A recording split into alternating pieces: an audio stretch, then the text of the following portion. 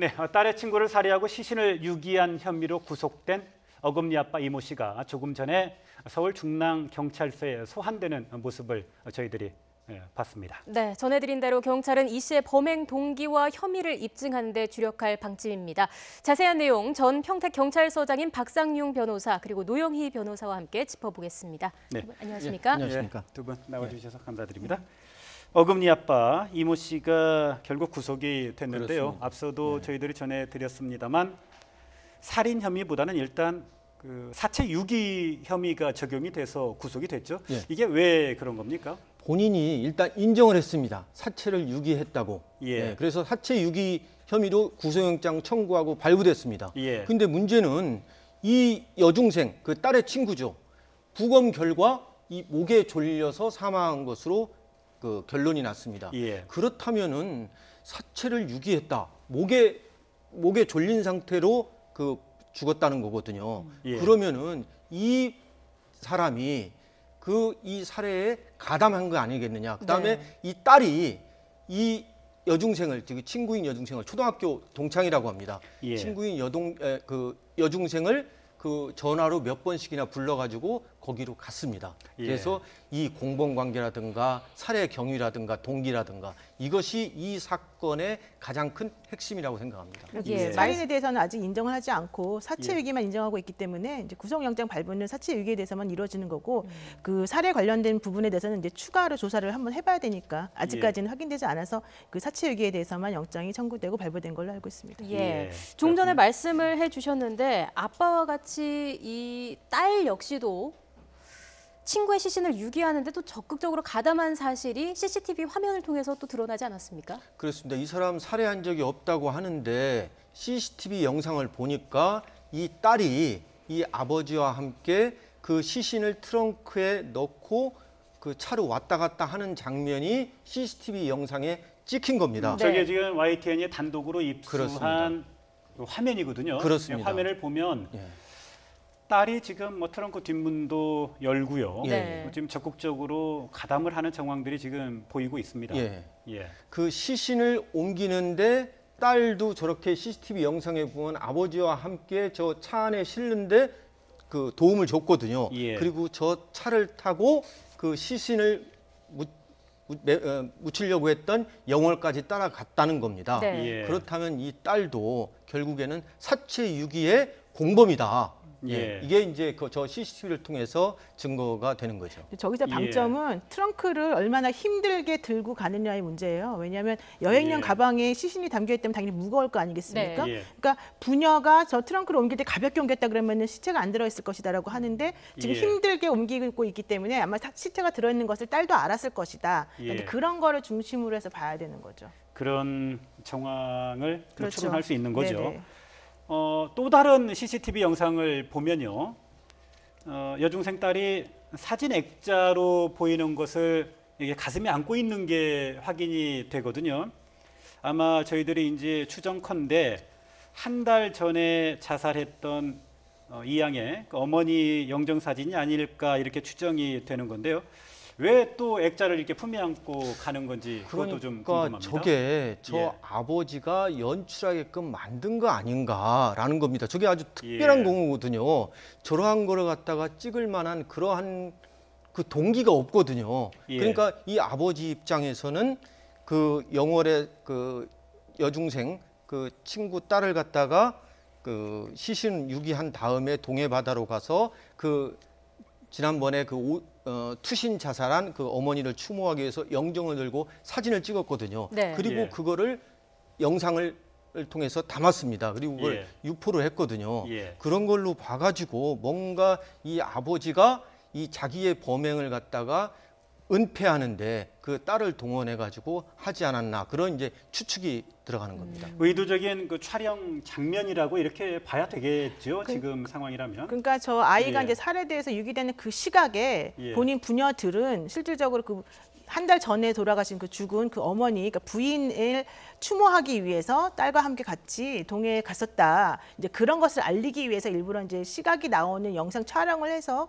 사람들에게 알리고자 했던 것 같고요. 예. 그 사체를 유기할 때 특히 이제 주의할 점은 차량에 원래 블랙박스가 설치되어 있었는데 블랙박스 그 메모리 카드를 뽑아놨다가 나중에 이제 그 영정 사진 들고 사진 찍을 때 그때는 다시 넣어놨다는 얘기거든요. 그러니까 예. 그런 예. 것들을 봤을 때 아마 치밀하게 이걸 계획한 것이 아니냐, 특히 알리바이 시간까지 조작하려고 한 것은 아니냐, 이제 이런 의심이 지금 들고 있는 겁니다. 예. 네, 계속해서 나오는 얘기가 아버지는 시신 유기만 인정할 뿐이고 살해 혐의는 부인하고 있습니다. 집에 있던 수면제를 피해자가 실수로 먹은 거다 이렇게 주장을 하고 있는데 이게 부검에선 또 전혀 다른 결과가 나오지 않았습니까? 목졸림에 의한 죽음이다. 이렇게 네. 이제 부검의의 소견이 나왔거든요. 그럼에도 예. 불구하고 이 아버지는 이 딸이 친구의 딸이 여기 온 건 맞는데 그 친구 딸이 이 수면제를 갖다가 드링크제인 줄 알고 먹었다. 그래서 아마 온 것 같다. 이런 얘기를 하거든요. 네. 그런데 그렇다고 하더라도 이 딸이 그 실신을 했으면은 당연히 119나 뭐 구급차나 신고를 해야 되는 거 그렇죠. 아닙니까? 예. 근데 신고를 안 하고 그 상태에서 그 시신을 갖다가 트렁크에 담아가지고 영월로 가가지고 했다라는 것은 제가 볼 때는 이 아버지의 진술은 좀 신빙성이 드러나기가 어렵다 이런 생각이 해봅니다. 예. 아닌 게 아니라 우리 박상용 변호사께서도 지금 지적을 해 주셨지만 이 씨의 주장을 살인 혐의를 부인하는 이 씨의 주장을 곧대로 믿는다고 한다면 갑자기 14살짜리 여중생이 실수로 집안에 있는 수면제를 잘못 먹어서 쓰러졌습니다. 뭐 의식을 잃었습니다. 그런데 거기까지는 뭐 아빠인 이 씨가 잘못한 게 없잖아요. 그러면 경찰에 신고하고 빨리 응급 조치를 하면 될 텐데 트렁크에 실어서 차에 실어서 강원도까지 가서 유기를 하지 않았습니까? 더더군다나 또 도피를 놓은 박씨라고. 혐의로 박 씨라고 공범이 구속까지 됐죠. 네. 지금 화면에 보이는 저 BMW 네. 승용차의 차주인 거죠. 그러니까 예. 형의 지인으로 알려져 있는 박 씨가 지금 저 사람이 그 도피를 도왔다라는 얘기를 같이 하고 예. 있고요.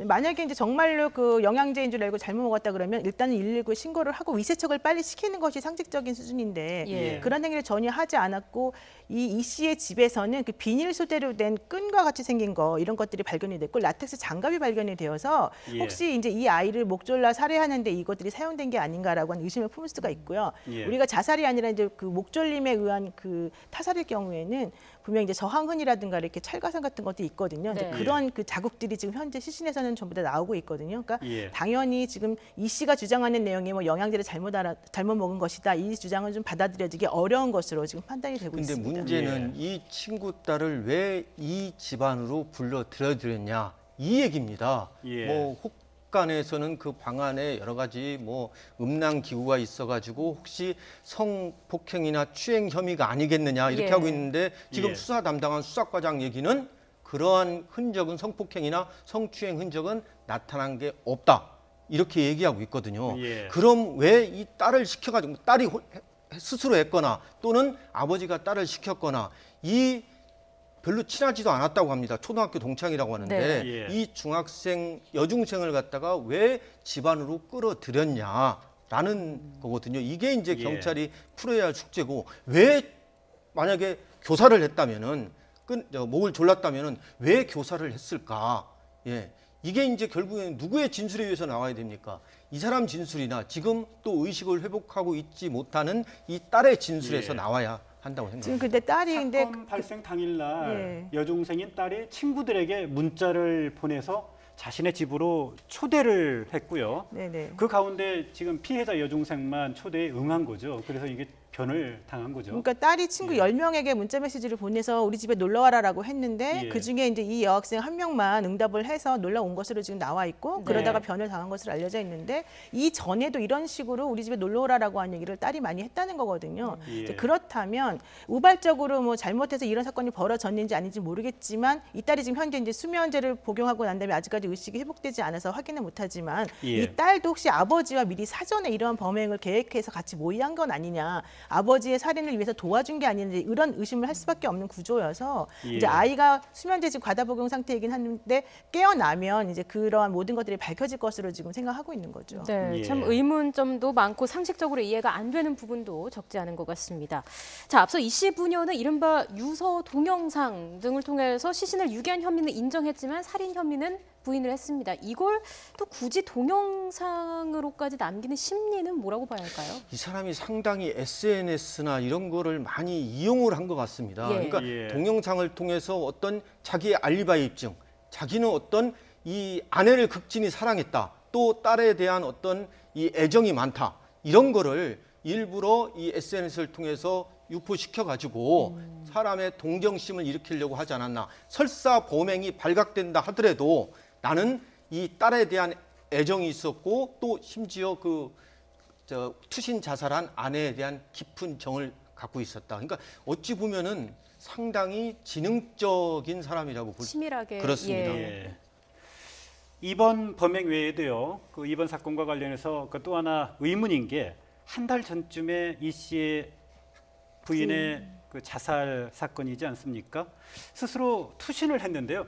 현재 그 경위도 지금 석연치 않은 점들이 많죠. 그렇죠. 지금 이 씨가 사실은 이제 2006년 12월에 자기와 자기 딸이 백악종이라고 하는 그런 그 희귀성 난치병을 앓고 있다라는 것을 세상에 알림으로 인해서 사람들로부터 많은 후원을 받았었는데 예. 그 이후에 미국에 가서 모금 운동을 했어요. 그런 와중에 이 최 씨라고 하는 이 씨의 부인이 그 강원도에 있는 시어머니 집에 가서 살게 되었습니다. 남편이 없는 상황이기 때문에. 예. 그랬는데 그 집에 가서 살다 보니까 그 시어머니와 동거하고 있던 사실혼의 어떤 남성, 그러니까 우리가 이제 의붓 시아버지라고 보통 부르는데 예. 네. 그 의붓 시아버지로부터 수차례 성폭행을 당했다라고 하는 것이 이 씨가 한국에 돌아온 다음에 알려졌다는 거죠. 그래서 그것 때문에 괴로워하다가 최 씨가 남편에게 얘기를 했고, 그래서 남편하고 같이 강원도 영월에 있는 경찰서에 이제 가서 그 성폭행 관련된 고소와 고발을 했는데 네. 이제 문제는 그 당시에 남편이 증거가 필요하니 네가 다시 그 남자와 성관계를 해라 이런 식으로 종용을 했다는 거예요. 예. 그래서 그 여자분, 그러니까 최 씨 그러니까 부인이 도대체 이거는 있을 수 없는 일이다라고 해서 그때부터 남편하고 많이 다투었다. 그리고 예. 난 다음에 지난 9월 6일 날 중랑구에 있는 자기 집에서 5층에서 이제 떨어져서 자살을